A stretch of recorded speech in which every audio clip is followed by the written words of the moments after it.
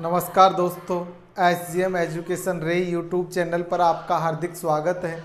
जैसा कि हमारा इस समय जो टारगेट है, जो बैच चल रहा है, वो आपके रीट मेंस सेकंड ग्रेड और फर्स्ट ग्रेड को आधार में लेके पढ़ रहे हैं हम। और जैसा कि आपने अब तक रीट प्री में जो टॉपिक पढ़े थे वो अपने कंप्लीट टॉपिक थे, और उसी क्रम में जो कुछ टॉपिक रीट मेंस में जुड़े हुए हैं, कुछ सेकंड ग्रेड और फर्स्ट ग्रेड में हैं, उन्हीं टॉपिकों को हम डिस्कस कर रहे हैं, पढ़ रहे हैं जो अब तक हमने नहीं पढ़े हैं।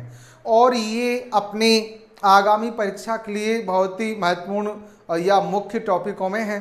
तो दोस्तों देखिए, व्याकरण का आज हम जो टॉपिक पढ़ रहे हैं वो है आपका वाक्य विचार। देखा जाए तो पूरी व्याकरण ही आपके पहला टॉपिक है आपके वर्ण विचार, दूसरा है शब्द विचार, और तीसरा है वाक्य विचार के इर्द गिर्द ही चलती है। लेकिन जो हमारे वाक्य विचार टॉपिक वर्ण विचार टॉपिक को हम पूरी तरह पढ़ चुके हैं। उसी क्रम में अपना शब्द विचार भी हमने पढ़ लिया। अब अपना जो वाक्य विचार है उस टॉपिक को हम देखते हैं। तो आइए देखते हैं अपना आज का प्रकरण, आज का टॉपिक वाक्य विचार। सबसे पहले वाक्य की परिभाषा। ऐसा व्यवस्थित पद या शब्द समूह है जो पूरा अर्थ अभिव्यक्त कर सके। ऐसा कोई व्यवस्थित पद समूह है या शब्द समूह। पद का अर्थ हम ले सकते हैं शब्द। शब्द का जब वाक्यों में प्रयोग करते हैं तो शब्द क्या कहलाता है? पद। ऐसा व्यवस्थित पद या शब्द समूह है जो पूरा अर्थ अभिव्यक्त कर सके, वाक्य कहलाता है। जिसके माध्यम से पूरा अर्थ अभिव्यक्त होता है, पूरा अर्थ प्रकट होता है, उसे क्या कहते हैं? वाक्य। जैसे तुलसीदास ने रामचरितमानस की रचना की। जैसे तुलसीदास द्वारा रामचरितमानस नामक रचना की अवधी भाषा में रचना की गई। या कृष्ण ने कंस को मारा, या कृष्ण द्वारा कंस को मारा गया, उनका वध किया गया।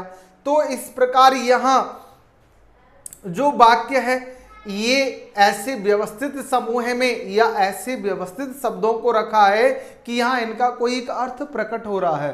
तो शब्दों का ऐसा समूह है जो एक अर्थ प्रकट करे, वो क्या कहलाता है? अपना वाक्य।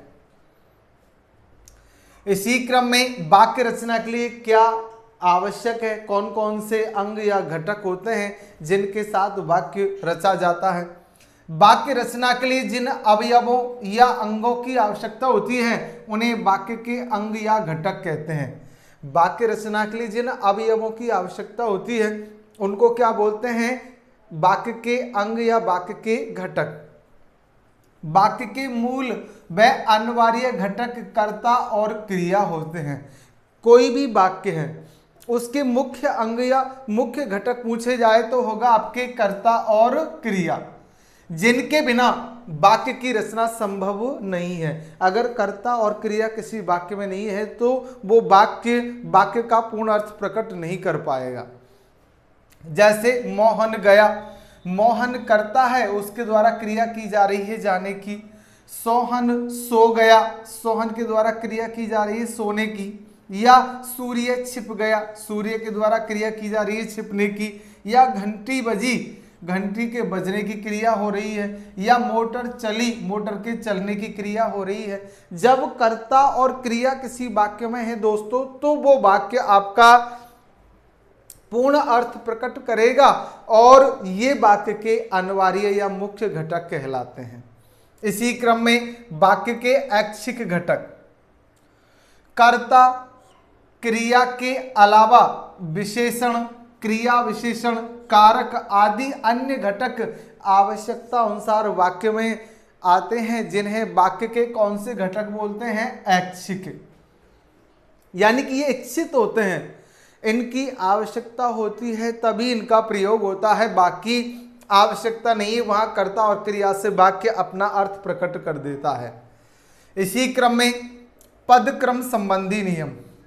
आपको किसी भी वाक्य की रचना करनी है तो वाक्य में जो पद है, वो शब्द है, वो किस क्रम में होने चाहिए, ये देखते हैं।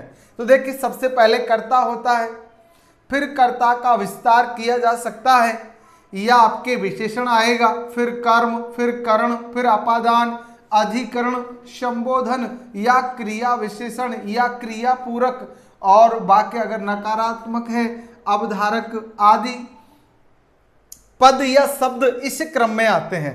सबसे पहले कर्ता होगा, उसके बाद कर्ता का विस्तार, उसके बाद विशेषण, फिर कर्म, करण, अपादान, अधिकरण, संबोधन यानी कि कारक होंगे, उसके बाद क्रिया विशेषण होगा, फिर क्रिया पूरक होगी, फिर नकारात्मक, अवधारक आदि।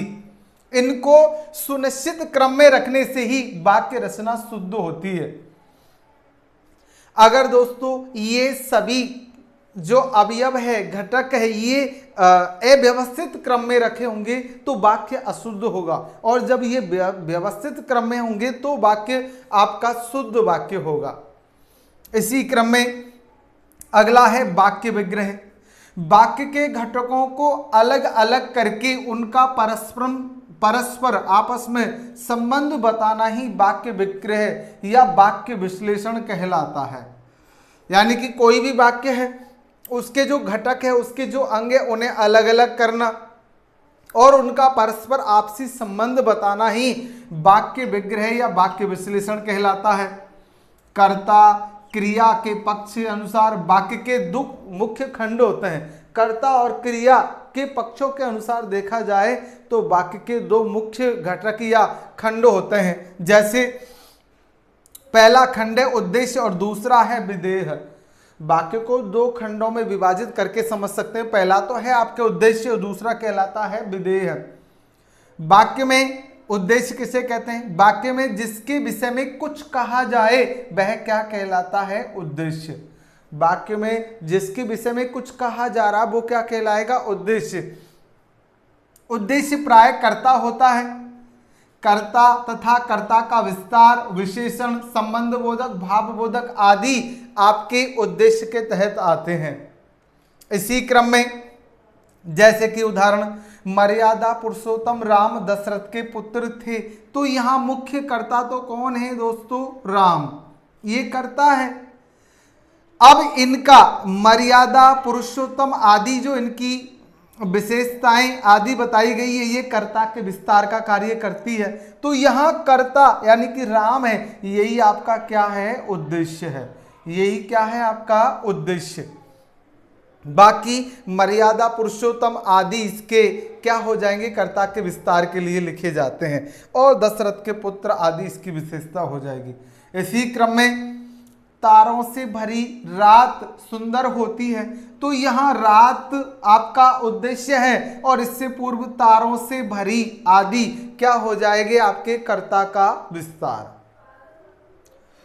इसी क्रम में वाक्य का दूसरा पक्षीय खंड होता है आपके विधेय। विधेय वाक्य का वह अंश जो उद्देश्य के विषय में बताता है, जो उद्देश्य के विषय में कुछ कहता है, वो क्या कहलाता है दोस्तों? विधेय।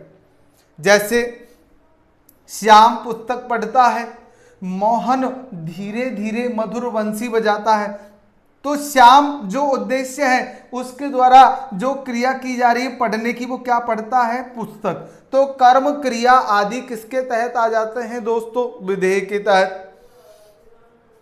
मोहन धीरे धीरे मधुर बंसी बजाता है, तो यहाँ मोहन जो उद्देश्य है उसके लिए धीरे धीरे मधुर बंसी आदि क्या हो जाएंगे दोस्तों? विधेय है। अर्थात उद्देश्य के विषय में जो कहा जाता है वो विधेय है और उद्देश्य कर्ता होता है। अब वाक्य के भेद। वाक्य के मुख्यतः कितने भेद, कितने प्रकार होते हैं दोस्तों? 2। अर्थ की दृष्टि से वाक्य के 8 भेद हैं। अर्थ वाक्य को 2 प्रकार या 2 भेदों में विभाजित किया। एक तो है अर्थ की दृष्टि से भेद और दूसरा है रचना की दृष्टि से भेद। तो अर्थ की दृष्टि से दोस्तों वाक्य कितने प्रकार के होते हैं? 8। जबकि रचना की दृष्टि से वाक्य के कितने भेद हैं दोस्तों? 3।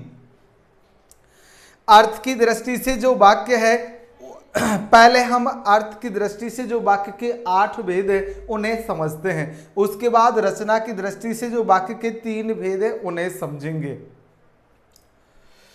तो देखिए दोस्तों, यहां ट्रिक से हम 8 भेदों का नाम याद करते हैं। विनिश्चय के लिए प्रश्न, इच्छा व आज्ञा के संकेत में संदेह है। तो बी, नी और मैं, प्रश्न, इच्छा, आज्ञा, संकेत और संदेह है। तो बी से विधानवाचक वाक्य, नी से निषेधवाचक वाक्य, इसमय से विस्मयादि बोधक वाक्य, प्रश्न से प्रश्नवाचक वाक्य, इच्छा से इच्छावाचक वाक्य, आज्ञा से आज्ञावाचक, संकेत से संकेतवाचक और संदेह से संदेहवाचक वाक्य हो जाते हैं। तो अर्थ की दृष्टि से वाक्य के कितने भेद होते हैं दोस्तों? 8, जो हम इस ट्रिक से याद रख सकते हैं कि विनिश्चय के लिए प्रश्न, इच्छा व आज्ञा के संकेत में संदेह है। रचना की दृष्टि से वाक्य के 3 भेद होते हैं जिन्हें हम जान सकते हैं। सामिश्र, आप ले सकते हैं सामिश्र। तो सा से सामान्य वाक्य, मी से मिश्र वाक्य और से संयुक्त वाक्य।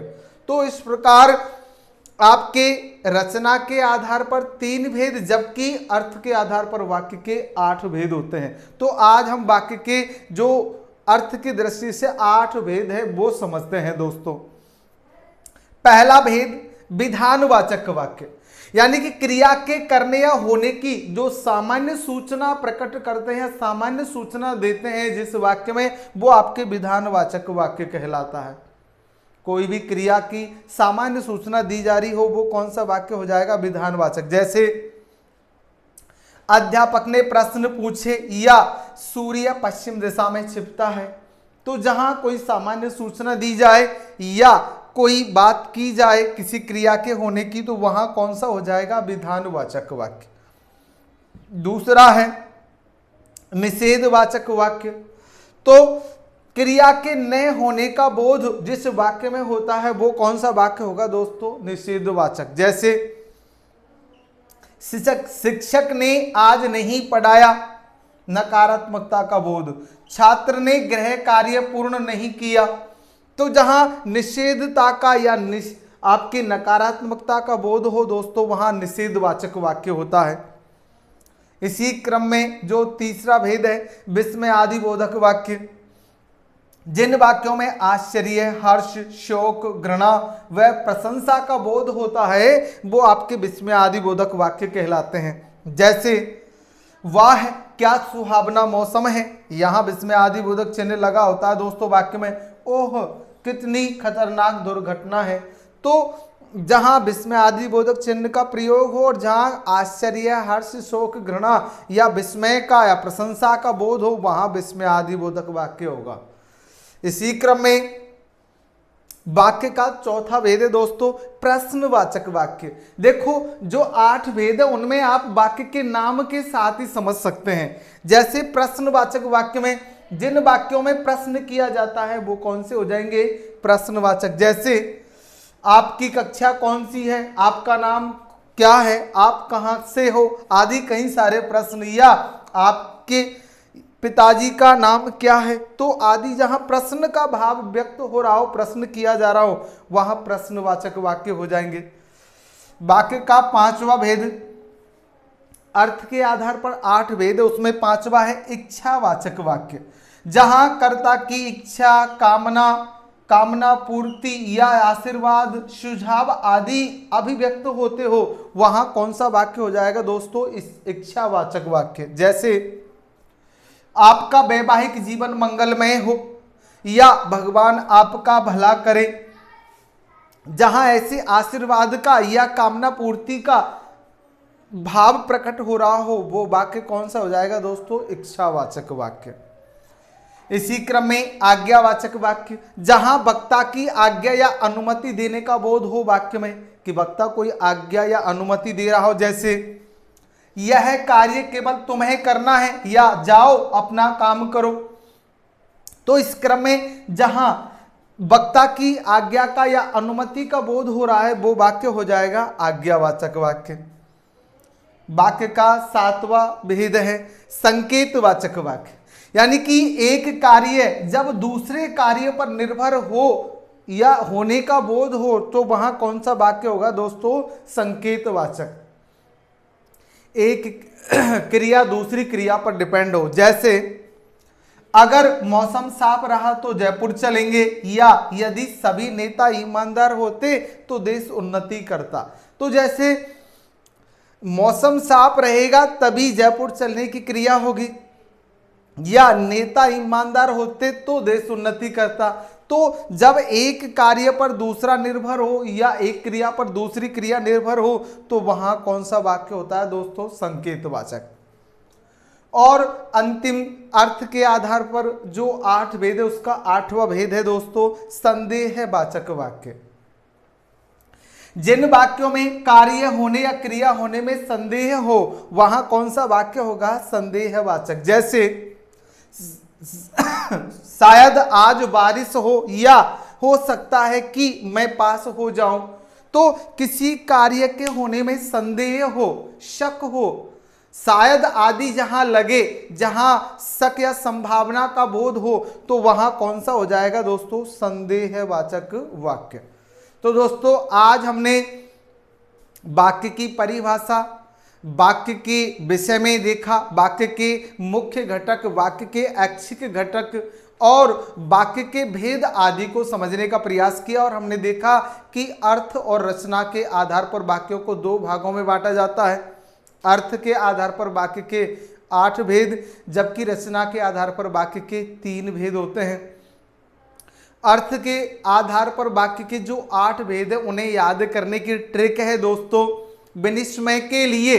आपने देखा विनिश्चय के लिए प्रश्न, इच्छा, आज्ञा के संकेत में संदेह है। और रचना के आधार पर वाक्य के कितने भेद है दोस्तों? 3 की सामिश्र यानी सामान्य, मिश्र और संयुक्त। तो इस प्रकार आज हमने वाक्य के विषय में देखा। अब अगली कक्षा में हम वाक्य के रचना के आधार पर जो 3 भेद है इन पर डिस्कस करेंगे। तो 8 भेदों को आप अच्छी तरह पढ़ें। कोई समस्या है तो कमेंट से बताएं और समाधान पाए। अपने मित्रों को लाइक शेयर सब्सक्राइब जरूर करें। आप भी लाइक शेयर सब्सक्राइब करें और दोस्तों अपने इस चैनल के प्रति अपना ऐसा ही स्नेह बनाए रखें। अच्छा पढ़े और आगे बढ़े। धन्यवाद।